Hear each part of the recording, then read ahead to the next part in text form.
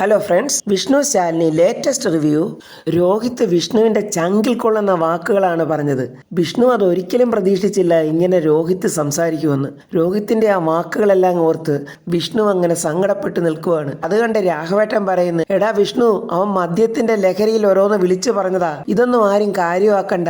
അല്ലച്ചാ, മദ്യത്തിൻ്റെ ലഹരിയിലാണെങ്കിലും അവൻ പറഞ്ഞതെല്ലാം സത്യമല്ലേ. ഈ വീട്ടിൽ എനിക്ക് എന്താണ് സ്ഥാനം? എന്നേക്കാൾ സ്ഥാനം അവനാ ഉള്ളതെന്നല്ലേ അവൻ പറഞ്ഞത്. അവൻ പറഞ്ഞതാണല്ലോ സത്യവും. എല്ലാവർക്കും ഞാനൊരു അധികപ്പറ്റായിട്ടല്ലേ ഇവിടെ ജീവിക്കുന്നത്. എൻ്റെ അവസ്ഥ മനസ്സിലാക്കി കറക്റ്റായിട്ട് തന്നെയാണ് അവൻ പറഞ്ഞത്. വിഷ്ണുവിൻ്റെ ജീവിതം വെറും ഒരു വട്ടപൂജ്യമല്ലേ. ഇതൊക്കെ കണ്ട് സത്യാമ്മയും അങ്ങ് ഞെട്ടിത്തെറിച്ച് നിൽക്കുക. ദൈവമേ, ഈ വീട്ടിൽ എന്താണ് നടക്കുന്നത്? സങ്കടം സഹിക്കാതെ സത്യാമ്മ രാഘവേട്ടനോട് ചോദിക്കുക, രാഘവേട്ട, എന്തായി കാണുന്നതൊക്കെ? എന്താ ഇവന് പറ്റിയത്? എന്താ ഇവനീ പറഞ്ഞിട്ട് പോയത്? എനിക്കറിഞ്ഞുകൂടാ, എനിക്കൊന്നും അറിഞ്ഞുകൂടാ. സമാധാനം പോയതായി കുടുംബത്തിലെ. ഇപ്പോഴാണെങ്കിൽ അത് പൂർണ്ണമായിട്ടും പോയി കിട്ടി. അത്ര മാത്രമേ ഉള്ളൂ. വിഷ്ണുവിനാണെങ്കിൽ രോഹിത് പറഞ്ഞ ഓരോ വാചകങ്ങളും ഹൃദയത്തിൽ ഇങ്ങനെ മുള്ളാണി കൊണ്ട് തറച്ച പോലുള്ള വേദനയാണ്. സത്യാമ്മയ്ക്ക് വിഷ്ണു ബ്രോയേക്കാൾ വിശ്വാസം എന്നെയാണ്. അതുകൊണ്ടാണ് ബിസിനസ് എന്നെ ഏൽപ്പിച്ചതും എന്നെ കൊണ്ട് ബിസിനസ് ചെയ്യിപ്പിക്കുന്നതും എന്നൊക്കെ പറഞ്ഞവൻ കളിയാക്കി ചിരിച്ചതുമൊക്കെ വിഷ്ണുവിനങ്ങ് സഹിക്കാൻ പറ്റുന്നില്ല. കുടിച്ച് ലെക്ക് കെട്ട് ഈ തലയ്ക്ക് യാതൊരു വെളിവില്ലാതെ നിൽക്കുന്ന രോഹിത്തിനെ ശ്യാമ വിളിച്ച് ബെഡ്റൂമിലോട്ട് കൊണ്ടുപോയിട്ട് ചോദിക്കുന്നത്, എന്തിനാ രോഹിത്തെ ഇങ്ങനെ മറ്റുള്ളവരുടെ വെറുപ്പ് സമ്പാദിക്കുന്നത്? സത്യാമ്മയും വിഷ്ണുവേട്ടനെയും വെറുപ്പിച്ചുകൊണ്ട് നമുക്ക് എങ്ങനെയാണ് ഇവിടെ ജീവിച്ചു പോകാൻ പറ്റുന്നത്? ഞാൻ ജീവിച്ചു പോകുകയോടി ഇവിടെ. പക്ഷേ നീ ഇവിടെ ജീവിക്കണോ വേണ്ടയോ എന്ന് ഞാൻ തീരുമാനിക്കും. രോഹിത്തിന് ഇതെന്ത് പറ്റി? രോഹിത്തെ, നമ്മുടെ മോൾ പപ്പിയെ ഓർത്തെങ്കിലും രോഹിത്തിന് കുടിക്കരുത്. നമ്മുടെ മോളോ? ഏത് മോള്? ആരുടെ മോള്? എടീ, ഞാൻ കുടിക്കും. ഇനിയും ഈ രോഹിത് കുടിക്കും. കഴുത്തറ്റം വരെ കുടിക്കും. ഒരാളും എന്നെ നേർവഴിക്ക് നടത്താൻ വരണ്ട, പ്രത്യേകിച്ച് നീ പോലും. രോഹിത് എന്തൊക്കെയായി പറയുന്നേ? ഞാൻ രോഹിത്തിൻ്റെ ഭാര്യയാണ്. എനിക്കതിനുള്ള അവകാശമുണ്ട്. നിനക്ക് അവകാശമോ? നിനക്കൊരു അവകാശവും ഇല്ലടി. നീ എന്നെ ചതിക്കുമായിരുന്നു. കുറേ വർഷങ്ങളായിട്ട് നീ എന്നെ ചതിച്ചുകൊണ്ടിരിക്കുമായിരുന്നു. ഈശ്വര, ആ കത്ത് രോഹിത്തിൻ്റെ കയ്യിലാണോ കിട്ടിയത്? ശ്യാമ പേടിച്ച് പെട്ടെന്ന് ബെഡ്ഷീറ്റ് നൂത്തിടാനായിട്ട് പോകുമ്പോൾ രോഹിത് ചോദിക്കുന്നു, എടി എങ്ങോട്ടാടി പോന്ന്? നീ ഇനി എൻ്റെ മുറിയിൽ കിടക്കണ്ട. നീ ചതിക്കുന്നവളൊന്നും എൻ്റെ മുറിയിൽ കിടക്കരുത്. ഞാൻ ഉറങ്ങുമ്പോൾ ചിലപ്പോൾ നീ എൻ്റെ കഴുത്ത് ഞെരിച്ച് കൊന്നാലോ? രോഹിത്തെ എന്തുവായി പറയുന്നേ? നിന്റെ സ്ഥാനം ഈ വീടിൻ്റെ പുറത്തായിനി. രോഹിത്തെ, തലയ്ക്ക് വെളിവില്ലാതെ ഇങ്ങനൊന്നും പറയാതെ രോഹിത്തെ. എന്നെ നീ ഇനി വിളിക്കരുത്. എനിക്കിനി ഇങ്ങനെ ഒരു ഭാര്യയില്ല. എൻ്റെ കൺമുന്നിൽ പോലും നീ ഇനി വന്നു പോകരുത്.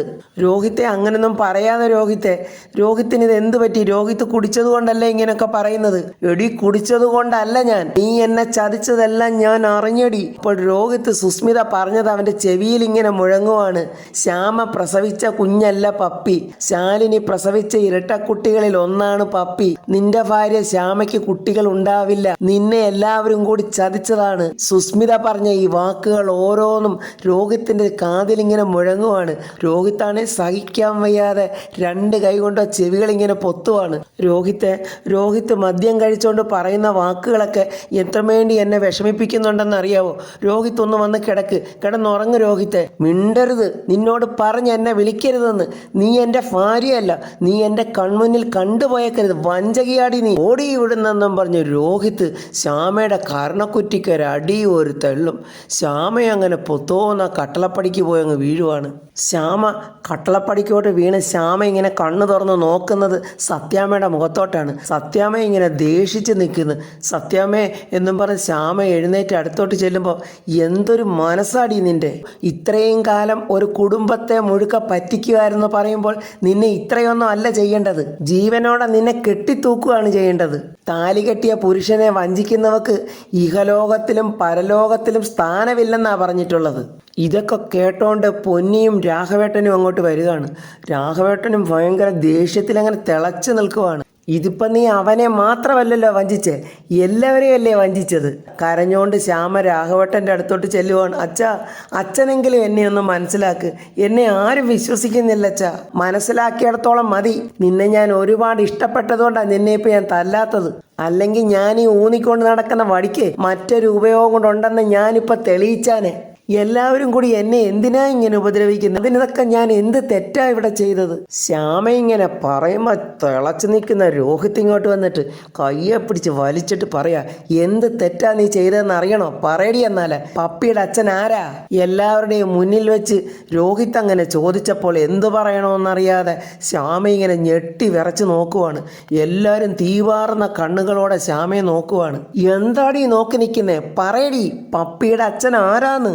രോഹിത്താണ് ദേഷ്യം കൊണ്ട് ശ്യാമയുടെ കഴുത്തിനിങ്ങനെ പിടിച്ച് കുലുക്കുവാണ്. പപ്പിയുടെ അച്ഛൻ ആരാടി? പറയടി. എടി ഞാനാണോ? എടി ഞാനാണോന്ന് പറയടി, പറ. എന്താടി നിന്റെ മിണ്ടാട്ടം മുട്ടിപ്പോയോ? പറയടി എന്നും പറഞ്ഞ് രോഹിത് പോക്കറ്റിൽ നിന്നും ശ്യാമ എഴുതി വെച്ച ആ കത്തിങ്ങെടുക്കുവാണ്. രോഹിത് അവൻ്റെ പോക്കറ്റിൽ നിന്നും ആ കത്തിങ്ങനെടുത്ത് നിവർക്കുമ്പോൾ അത് കണ്ട് ശ്യാമയങ്ങ് ഞെട്ടിത്തെറിച്ച് വിറച്ചോണ്ട് നിൽക്കുവാണ്. ദൈവമേ, ഇവരെല്ലാവരും കൂടെ ചേർന്ന് എന്നെ ഇപ്പോൾ കൊല്ലുമല്ലോ. രോഹിത് ഇങ്ങനെ ആടി നേരെ നിൽക്കാൻ വയ്യാതെ നിന്നോണ്ട് ആ കത്തിങ്ങനെ പതുക്കെ ഇങ്ങനെ നിവർത്തിട്ട് എല്ലാവരും ഇങ്ങനെ നോക്കുവാണ്. എന്നിട്ട് ശ്യാമയെ നോക്കി ചോദിക്കുക, എടി ഇത് നീ എഴുതിയ കത്തല്ലേ? ശ്യാമയ്ക്ക് ഉത്തരം പറയാൻ വയ്യാതെ ശ്യാമ ഇങ്ങനെ നിന്ന് വിറയ്ക്കുവാണ്. രോഹിത് ഇങ്ങനെ ആ കത്തെടുത്ത് നിവർത്ത് വായിക്കുവാണ്. അപ്പോൾ ശ്യാമ പറഞ്ഞ വാക്കുകളാണ്, ഈ കത്തെഴുതുന്നത് ഞാൻ ഈ കുടുംബത്തിന് വേണ്ടിയാണ്. ഇത്രയും നാൾ നിങ്ങളെ എല്ലാവരെയും ഞാൻ വഞ്ചിക്കുകയായിരുന്നു. പപ്പിമോളെ ഞാൻ പ്രസവിച്ചതല്ല. വിഷ്ണുവേട്ടനും എൻ്റെ കുഞ്ഞേച്ചിക്കും പിറന്ന ഇരട്ടക്കുട്ടികളാണ് സത്യയും പപ്പിയും. എനിക്ക് അബോർഷനായപ്പോൾ എനിക്കിനി ഒരിക്കലും കുട്ടികളില്ലെന്ന് ഡോക്ടർ പറഞ്ഞപ്പോൾ സത്യാമ്മയുടെയും രോഹിത്തിൻ്റെയും സ്നേഹം നഷ്ടപ്പെടാതിരിക്കാൻ വേണ്ടി എൻ്റെ കുഞ്ഞേച്ചി പ്രസവിച്ച ഇരട്ടക്കുട്ടികളിൽ ഒന്നിനെ എനിക്ക് തന്നതാണ്. അപ്പം കേട്ടല്ലോ എല്ലാവരും, ഇത് പപ്പി എൻ്റെ മോളല്ല. അപ്പം ഇത്രയും നാളും നീയും നിന്റെ വീട്ടുകാരും എല്ലാം ചേർന്ന് ഞങ്ങളെല്ലാം വിഡ്ഢിയാക്കുമായിരുന്നു. എന്തർത്ഥത്തിലാടി ഇത്രയും നാളും ഈ ചതി നീ എന്നോട് കാണിച്ചത്? നീ ഇനി ഈ വീട്ടിൽ ജീവിക്കാൻ പാടില്ല. നീ ജീവിച്ചിരിക്കാനേ പാടില്ല. അയ്യോ രോഹിത്തെ വിടന്നെ, വിട്. രോഹിത്ത് അവിടെ കഴുത്തിനെ പിടിച്ചിങ്ങനെ ഞെക്കുവാണ്. രോഹിത്തെ വിടന്നെ. രോഹിത്ത് ശ്യാമയുടെ കഴുത്തെ കുത്തിപ്പിടിച്ചിങ്ങനെ വലിച്ചോണ്ട് പോവാണ്. രോഹിത്തെ ഞാനൊന്ന് പറയട്ടെ? രോഹിത്തെ എന്നെ ഒന്ന് പറയാൻ വിട്. വേണ്ടാടി, നീ ഇനി ഒന്നും പറയണ്ട. രോഹിത്തെ പ്ലീസ് എന്നെ ഒന്ന് വിട്, ഞാനൊന്ന് പറയട്ടെ. നീ ഇനി ഒന്നും പറയണ്ട. നീ ഇനി ഇവിടെ ജീവിച്ചിരിക്കണ്ട. രോഹിത്തെ വേണ്ട, വേണ്ട രോഹിത്തെ, എന്നെ വിട് രോഹിത്തെ. ഇതൊക്കെ കണ്ടിട്ട് രാഘവേട്ടനാകെ പേടിക്കുന്നുണ്ട്. ഫാമേ, ദേ അവൻ വല്ലതും ചെയ്യട്ടെ. ഇത്രയും നാൾ അവൾ നമ്മളെ ചതിക്കുമല്ലായിരുന്നോ? എന്തുവാന്ന് വെച്ചാൽ അവൻ ചെയ്യട്ടെ. അങ്ങനെ രോഹിത്ത് ശ്യാമയെ വലിച്ചെഴച്ചോണ്ട് കൊണ്ട് പുറത്ത് കൊണ്ടുവന്ന് കിണറിൻ്റെ അടുത്തോട്ട് ഒരൊറ്റ തള്ള്. ശ്യാമ ആ കിണറിൻ്റെ അടുത്തോട്ട് വന്നങ്ങ് വീഴുവാണ്. എന്നിട്ട് തീപാറുന്ന കണ്ണുകളോട് അവളെ നോക്കിയിട്ട് ദേഷ്യത്തോടെ രോഹിത്ത് അകത്തോട്ട് പോകുന്ന കണ്ടപ്പോൾ അവൾക്ക് പേടിയായി. രോഹിത്തെ, രോഹിത്തെ എന്നിങ്ങനെ ശ്യാമ കിടന്ന് വിളിക്കുവോ. അവിടെ വിളിയൊന്നും അവൻ കേൾക്കാതെ അകത്തോട്ട് ദേഷ്യത്തോടെ പോവുകയാണ്.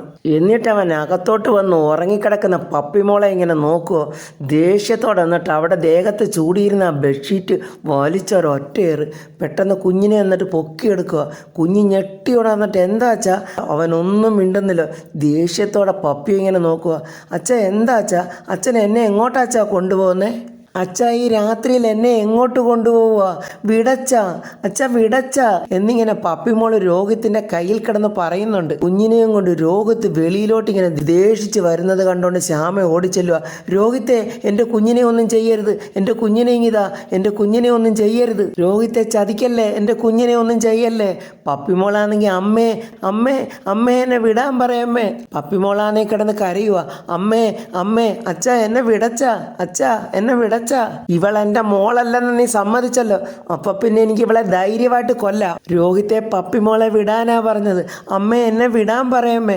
അച്ഛ എന്നെ വിടച്ചോ. എൻ്റെ മോളെ ഒന്നും ചെയ്യാൻ ഞാൻ സമ്മതിക്കില്ല. വിട് രോഹിത്തെ, എൻ്റെ കുഞ്ഞിനെ വിട്, മാറടി അങ്ങോട്ട് എന്നും പറഞ്ഞ് ശ്യാമ ഒരു തെള്ളു തള്ളിയിട്ട് പപ്പിമോളെ അവൻ കിണറ്റിലോട്ട് അങ്ങിടുവാണ്. രോഹിത്ത് കുഞ്ഞിനെ കിണറ്റിലോട്ട് വലിച്ചെറിയുന്ന കണ്ട് ശ്യാമ പപ്പിമോളേ പപ്പിമോളേ എന്നും പറഞ്ഞ് അലറി നിലവിളിക്കുവാണ്. ശ്യാമയുടെ ആ നിലവിളി കേട്ട് ഉറങ്ങിക്കിടന്ന പപ്പിമോള് പെട്ടെന്ന് ഞെട്ടി എണീറ്റ്, അമ്മേ അമ്മേ, എന്താ അമ്മേ, അമ്മയ്ക്ക് എന്താ അമ്മേ പറ്റിയത്? തൻ്റെ മുന്നിലിരിക്കുന്ന പപ്പിമോളെ അവൾക്ക് വിശ്വസിക്കാൻ കഴിയുന്നില്ല. അവൾ സൂക്ഷിച്ചു നോക്കിയിട്ട് പപ്പിമോളെ പപ്പിമോളെ എന്നും പറഞ്ഞ് അങ്ങ് തുരുതുരാന്ന് കുഞ്ഞിനെ അങ്ങ് ഉമ്മ വെക്കുവാണ്. ശ്യാമയ്ക്ക് സങ്കടം സഹിക്കുന്നില്ല. കുഞ്ഞിനെ അങ്ങ് തുരുതുരാന്ന് അങ്ങ് ഉമ്മ വെക്കുവാണ്. കാര്യം എന്താണെന്ന് മനസ്സിലാകാതെ കുഞ്ഞ് അമ്മേ, അമ്മയ്ക്ക് എന്താ അമ്മേ, അമ്മ സ്വപ്നം കണ്ടോ, അമ്മ പേടിച്ചോ എന്നൊക്കെ പപ്പിമോള് ചോദിക്കുന്നുണ്ട്. ശ്യാമയ്ക്ക് ഒന്നിനും ഉത്തരം പറയാൻ വയ്യ. ശ്യാമ അങ്ങ് കുഞ്ഞിനെ ഉമ്മയോട് ഉമ്മ കൊടുപ്പ് തന്നെ. ശ്യാമ പപ്പിമോളെ അലറി നിലവിളിച്ചത് സത്യാമ്മയും കേട്ട് സത്യാമ്മയും പേടിച്ച് ഓടി വരുവാണ്. ഓടി വന്നിട്ട് ശ്യാമയോട് ചോദിക്കുന്നു, എന്താ മോളെ, എന്ത് പറ്റി, എന്തിനാ നീ നിലവിളിച്ചത്? സത്യാമ്മയുടെ ചോദ്യത്തിനൊന്നിനും മറുപടി ശ്യാമ പറയുന്നില്ല. ശ്യാമയ്ക്ക് ഒന്നും സംസാരിക്കാൻ പോലും വയ്യ. അവൾ അത്രയ്ക്കും വിറയ്ക്കുവാണ്. എന്നിട്ട് ആ കുഞ്ഞിനെ ആടുന്ന അങ്ങ് ഉമ്മയോട് ഉമ്മ കൊടുക്കുക. ഇവക്കിത് എന്ത് പറ്റി? ഉറങ്ങിക്കിടന്ന കൊച്ചിനെ ഉണർത്തി ഉമ്മ കൊടുത്തോണ്ടിരിക്കുന്നു. ശ്യാമേ, നീ വല്ല സ്വപ്നവും കണ്ടോ? ഇതാ ഞാൻ പറയുന്നത്, ഉറങ്ങാൻ കിടക്കുന്നതിന് മുമ്പ് പ്രാർത്ഥിച്ചിട്ട് കിടക്കണമെന്ന്. അതെങ്ങനെ? ഒരു ഈശ്വര വിചാരവും ഇല്ല, ഒന്നുമില്ല. ശ്യാമ എന്താ ഉണ്ടായതെന്ന് പറ. നീ സ്വപ്നം കണ്ടതാണോ? ശ്യാമ ഓടിപ്പോയി അവിടെ നിന്ന് ജഗ്ഗിലിരുന്ന വെള്ളം മടമടമടമടാന്നങ്ങ് കുടിക്കുക. കുടിച്ചിട്ട് സത്യാമ്മയോട് പറയാ, സത്യാമ്മ, ഞാനൊരു സ്വപ്നം കണ്ട്. എടി, രോഹിത് എവിടെ? എനിക്കറിയില്ല സത്യാമ്മേ, ഞാൻ എണീറ്റ് നോക്കിയപ്പോൾ രോഹിത് ഇവിടെ അങ്ങും ഇല്ല. അയ്യോ, അവനിതെവിടെ പോയി? സത്യാമ്മേ, എൻ്റെ മോള്, എൻ്റെ പപ്പി മോള് എന്നും പറഞ്ഞ് ശ്യാമ സത്യാമ്മയെ കെട്ടിപ്പിടിച്ചങ്ങ് കരയുവാണ്. ദൈവമേ, ഈ കൊച്ചിനിത് എന്ത് പറ്റി? ഇവൾ എന്തിനാ ഇങ്ങനെ കരയുന്നേ? മോളെ ശ്യാമേ, നീ ഒന്നും പേടിക്കാതെ, നീ കരയാതെ, സ്വപ്നം കണ്ടതല്ലേ, സാരമില്ല, കരയാതെ മോളെ. എന്നിട്ട് സത്യാമ്മ രോഹിത്തിനെ നോക്കുവാണ്. രോഹിത് ആ ബാൽക്കണിയിൽ ഉറങ്ങാതെ സിഗരറ്റൊക്കെ ഇങ്ങനെ വലിച്ചുകൊണ്ട് അവൻ എന്തോ വലിയ ചിന്തയിലിങ്ങനെ നടക്കുവാണ്. സത്യാമ്മയെ കണ്ടതും അവൻ അത്രയ്ക്ക് ഇഷ്ടപ്പെട്ട ലക്ഷണമില്ല. സത്യാമ്മയൊന്ന് സൂക്ഷിച്ച് നോക്കിയിട്ട് ആ സിഗരറ്റ് അങ്ങ് വലിച്ചെറിയുവാണ്. എടാ രോഹിത്തെ, നിനക്ക് ഈ ശീലങ്ങളൊന്നും പതിവുള്ളതല്ലല്ലോ, എന്താ നീ ഇങ്ങനെ ഇവിടെ വന്ന് നിൽക്കുന്നേ? നിനക്ക് ഉറങ്ങണ്ടേ? സത്യാമ്മ പറയുന്നൊന്നും ഇഷ്ടപ്പെടാതെ ദേഷ്യത്തിൽ പോകാൻ ഒരുങ്ങുമ്പോൾ സത്യാമ്മ പിടിച്ചു നിർത്തിയിട്ട്, നിൽക്കവിടെ, നിന്റെ കള്ളൊക്കെ ഇറങ്ങിയോ? ഒന്നുമില്ല സത്യാമ്മേ, ഞാനൊന്ന് മനസമാധാനത്തോടെ ഇരുന്നോട്ടെ. ഡാ, എന്നാടാ ഞങ്ങളൊക്കെ നിനക്ക് മനസമാധാനം ഇല്ലാതാക്കിയത്? എന്തൊക്കെ അനാവശ്യങ്ങളാണ് നീ വിളിച്ചു പറഞ്ഞതെന്ന് നിനക്ക് വല്ല ഓർമ്മയുണ്ടോ? സ്നേഹിക്കുന്നവരെയൊക്കെ വെറുപ്പിക്കാൻ നീ എന്നു മുതലാടാ പഠിച്ചത്? നിന്റെ ഈ പോക്ക് കണ്ടിട്ട് എനിക്ക് പേടിയാകുന്നു. ഒരാളെയും വകവെക്കാതെയുള്ള നിന്റെ ഈ പോക്കുണ്ടല്ലോ, അത് ശരിയല്ല. എടാ, മനസ്സിലാക്കി ജീവിക്കണം. അവനവൻ ആരാണെന്നും എന്താണെന്നും ഒക്കെ മനസ്സിലാക്കി വേണം ജീവിക്കാൻ. അങ്ങനെ അല്ലെങ്കിൽ പിന്നെ ഒരിക്കലും ജീവിതത്തിലോട്ട് തിരിച്ചു വരാൻ പറ്റില്ല രോഹിത്തെ. അങ്ങനെ ആവണമല്ലോ, അതാണല്ലോ നിങ്ങളുടെയൊക്കെ ഉദ്ദേശവും. എനിക്ക് എന്നെ നന്നായിട്ട് അറിയാം സത്യാമ്മേ, ഞാൻ ആരാണെന്നും എന്താണെന്നും ഒക്കെ എനിക്കറിയാം. പക്ഷെ തോറ്റു തരാൻ ഈ രോഹിത്തിന് മനസ്സില്ല. എന്നെ തോൽപ്പിക്കാൻ 4 വശത്തോടെ നിങ്ങൾ ശ്രമിക്കുന്നുണ്ടെന്ന് എനിക്കറിയാം. ഞാനൊരു അനാഥനാണല്ലോ, ചോദിക്കാനും പറയാനും ആരും ഇല്ലല്ലോ. അതുകൊണ്ടല്ലേ നിങ്ങളെല്ലാവരും 2 വിധത്തിൽ എന്നോട് പെരുമാറുന്നത്. അത് പിന്നെ അങ്ങനെയാണല്ലോ, സ്വന്തം ചോരയോടായിരിക്കുമല്ലോ എല്ലാവർക്കും സ്നേഹം ഉണ്ടാകുന്നത്. എന്നെ സംരക്ഷിക്കാൻ ഏറ്റെടുത്തപ്പോൾ തന്നെ സത്യാമ്മയ്ക്ക് എന്നെ അങ്ങ് കൊന്നു കളയാൻ വയ്യായിരുന്നോ? രോഹിത്തെ, നീ എന്തുവാടായി പറയുന്നത്? നിന്റെ സംസാരം അതിരി കിടക്കുന്നുണ്ട്. മോനെ, നിനക്ക് എന്താടാ പറ്റിയത്? എടാ മോനെ, നീ ഇവിടെ വന്നിട്ട് എത്ര വർഷമായി? ഇതുവരെ ഞങ്ങൾ മനസ്സിൽ പോലും ചിന്തിക്കാത്ത കാര്യമാണ് നീ വിളിച്ചു പറഞ്ഞുകൊണ്ടിരിക്കുന്നത്. ഈ കാണിക്കുന്ന കാര്യങ്ങളെല്ലാം സത്യാമ്മ ഏതോ കടപ്പാടിൻ്റെ പേരിൽ ചെയ്തൊപ്പിക്കുന്നതാ. എങ്ങോ ആർക്കോ ചെയ്തു കൊടുത്ത വാക്കിൻ്റെ പേരിൽ നിങ്ങൾ നടത്തുന്ന കപട നാടകമായത്. അനാഥനായി ഈ രോഗത്ത് ജീവിക്കുന്നതിൻ്റെ കാരണം നിങ്ങൾ തന്നെയാണ്. ഇന്ന് ഞാൻ ഏതവസ്ഥയിലെത്തിയോ ഇതിൻ്റെയൊക്കെ പൂർണ്ണ ഉത്തരവാദിത്വം ഈ വീട്ടുകാർക്ക് തന്നെയാണ്. എടാ മോനെ, നീ എന്തൊക്കെയായി പറയുന്നേ? അല്ലെങ്കിലും എനിക്കറിയാം, ജീവിതത്തിൽ സ്വന്തമായിട്ട് ആരെയെങ്കിലും കിട്ടണമെന്നുണ്ടെങ്കിൽ പുണ്യം ചെയ്യണം. പുണ്യം. എനിക്ക് ആ പുണ്യമില്ല.